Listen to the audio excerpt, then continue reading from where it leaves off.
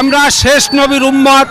আমাদের নবী হযরত মুহাম্মদ সাল্লাল্লাহু আলাইহি সাল্লাম বলেন, সমস্ত মুসলমানের এক শরীর, তাম বিশ্বের সমস্ত মুসলমান তোমরা ভাই ভাই।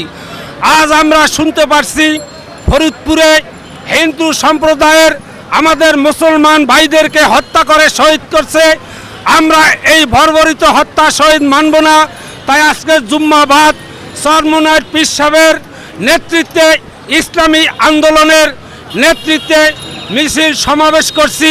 সামনে আমাদের পীর সাহেব চরমনাই ডাক দিলে আমরা আরও কঠিন জোরালো আন্দোলন সমাবেশে নেব। আমরা প্রশাসনের কাছে চাই অতি দ্রুতই খুনিদেরকে গ্রেপ্তার করে দ্রুত বিচারের আওতায় আনা হোক। সামনের দিকে যেন এই হত্যাকে আরও অগ্রাধিকার আরও দ্রুত বিভিন্ন যেন না হয়, তাই দ্রুতের বিচারের দাবি করছি আমরা। অন্যথায় এই দেশের ধর্মপ্রাণ মুসলমান আল্লাহ নবীর কোনো উম্মত এটা সহ্য করবে না।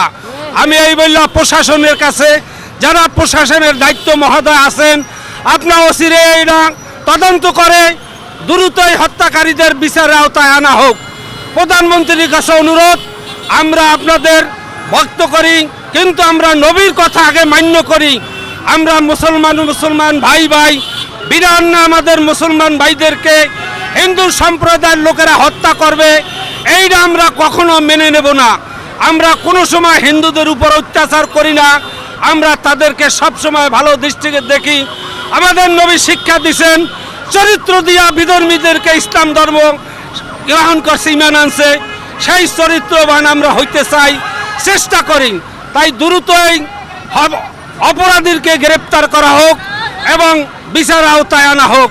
আল্লাহ হাফেজ। সকলের দোয়া কামনা করি।